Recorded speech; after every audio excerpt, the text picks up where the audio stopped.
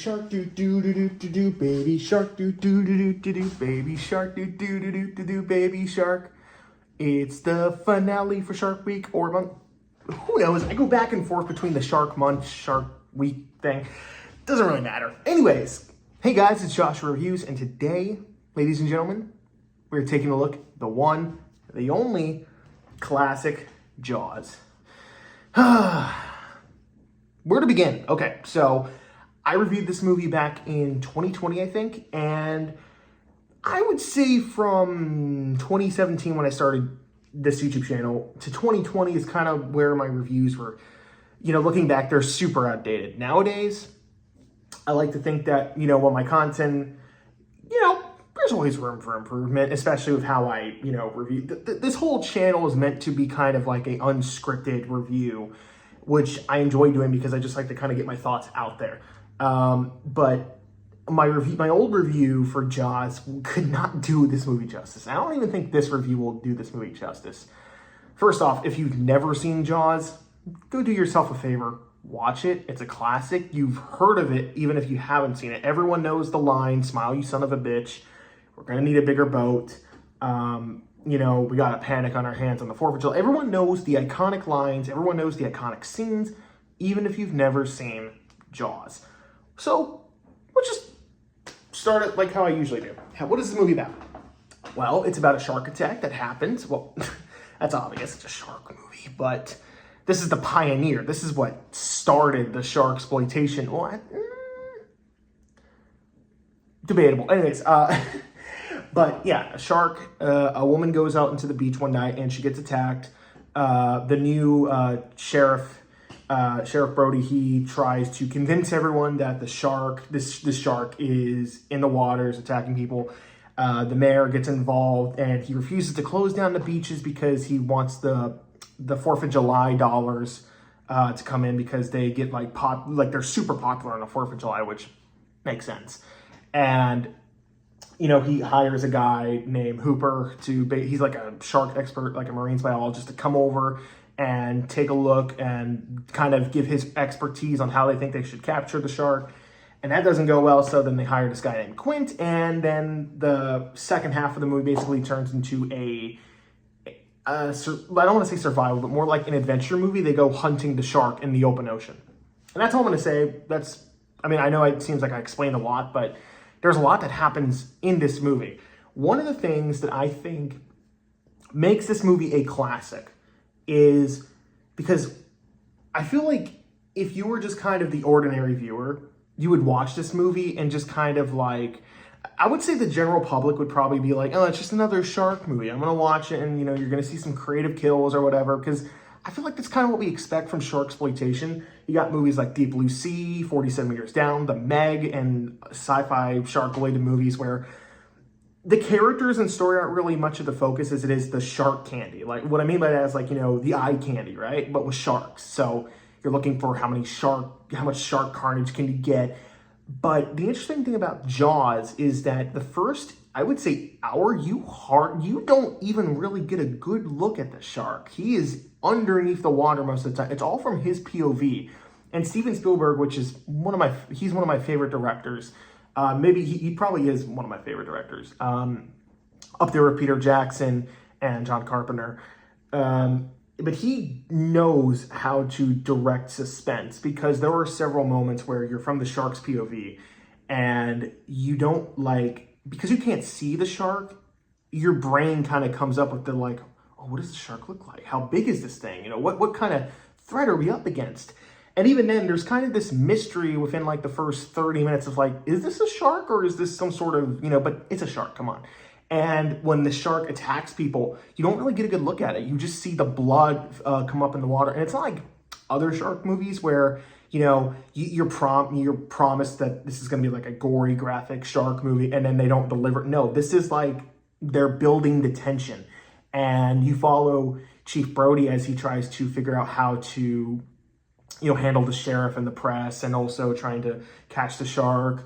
And what I love most about this movie is the cast of characters. They really make the characters in this movie are so like A tier or I'm sorry, S tier like level writing and likability because Chief Brody, Hooper, Quint, Chief Brody's wife, the mayor. You remember all these characters because of their quips and one-liners and the banters that like the last hour of the movie is the three main leads, which two of them I think are Academy Award winners. So yeah, that makes sense why it's so good, but it also has to do with the writing. The writing is super spectacular. That's a word, super spectacular. And they just work so well off each other. Hooper and Quint kind of got this rivalry going on. You got Hooper, who's like the city boy. He's like got all the expenses and the money. And Quint is kind of the like, the rough and tough. I'm like, I got to go hunt the shark and kill it. He's kind of like the hunter. I don't want to say backwoods, but he's more like, I just kind of, he wants to do things head on, while Hooper is more like, he kind of looks at things from like a scientific point of view, and he's giving theories on like what the shark is doing and like how it's thinking and its habitat and like why it's in the ocean and the beach. And I just love the banter because the last half they have like this like almost sibling brother rivalry. And later in the film, they're comparing like their scars from like their past or whatever. And I can't help but make the shoe size joke, where they're just comparing sizes. I'm I'm sorry, but I can't help but compare it to that because it's like they got this like they got great chemistry, and then you got Chief Brody who's just afraid of the water and he doesn't want to be there, but he's like, I gotta kill the shark because I'm supposed to protect the citizens of this beach. You understand all the characters' motivation and where they're coming from, but they're all likable and relatable in some way. And the actors, chef's kiss. The actors nail it. Steven Spielberg knows how to direct his actors, and he knows how to work the chemistry because the chemistry is just like leaping off the screen, in my opinion. And the suspense, I've said this earlier, but Steven Spielberg knows how to direct suspense. There are moments where, I've seen this movie several times, but there are several moments that are intense. You got moments like where Chief Brody first hears about the shark attack, and he's looking around the beach and trying to figure out he's trying to keep his eye on the kids and trying to make sure they don't get attacked. And you just know that something's going to happen, but you don't know who. And the movie does a great job at making you think, oh, it's going to be this guy, it's going to be this person. And then they have little fake outs where a couple are playing around in the water and the one girl screams and Chief Brody's kind of like, what's going on? And then the boyfriend kind of comes up and you just realize that they're playing a game or whatever. That's what they're doing. They're tickling each other. And Chief Brody's just like, dang damn it, I was kind of hoping that they would get eaten. No, he doesn't do that. But the movie does a great job building suspense, and because you never see the shark until an hour in, it really kind of makes your brain kind of go whoa, what's going to happen? What does the shark look like? You're kind of anticipating it, and then when it finally does happen, you're like, oh, you're kind of trying to see what the shark looks like, and it's really intense because this movie's not afraid to kill some kids, and that's all I'm going to say on that note. I don't want to spoil anything else other than that, but this movie's not afraid to kill kids, even for a PG movie in 1975. PG back then was the PG-13.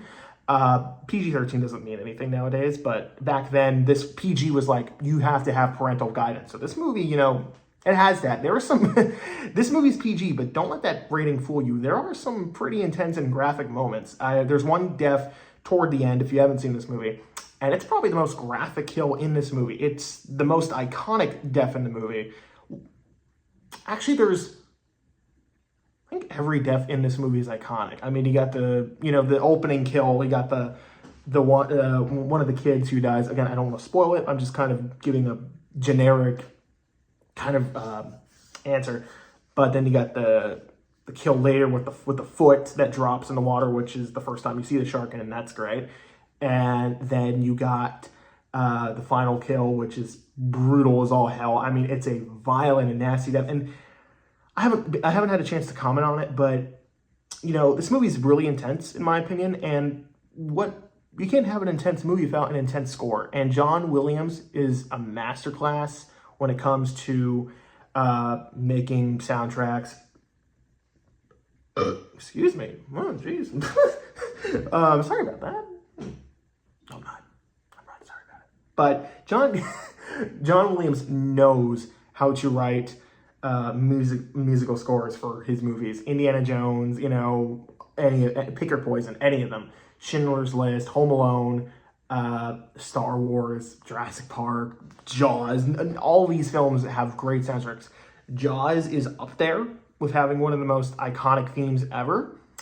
And I love the theme for Bruce the Shark, which is the shark's nickname, because on set, the animatronic shark they were using kept malfunctioning, so they called it Bruce, because I guess Bruce was a person that they found annoying. I forget the reason, but there's a lot. This movie is iconic for a reason, because there is a 1 hour documentary on Disney Plus. I think it's on Disney. No, it's on Hulu. Sorry. Hulu, my bad. And it's somewhere. The documentary's somewhere. And there's countless documentaries, countless like news articles and stuff like that just go in depth into behind the scenes and really like talk about so much of this movie. That this movie for a long time was my #1 favorite movie, until it was dethroned by Last Crusade, which is another Steven Spielberg film I love, and then it was dethroned by the entire Lord of the Rings trilogy. But that's a conversation in of itself. I'm talking about Jaws here. But Jaws is one of the best movies ever made, and nothing I say or have said can do this movie justice. So I'm just going to give it an A+ and just recommend it. You have to watch it every summer. You have to watch it anytime you're doing a Shark Week or Shark Marathon or Shark Movie Marathon. That's what I meant to say. But yeah, if you haven't seen Jaws, do yourself a favor. Watch it. It's incredible. And you know what? Maybe watch the sequel. Sequel's not that bad. Don't watch the other two, though. Don't watch the other two. But I'll see you guys next year when I review my shark movies. But I don't know why you would wait. Why am I saying... I got 2 movies lined up to review, and then I'm going to be giving you guys Halloween month. So, enough said.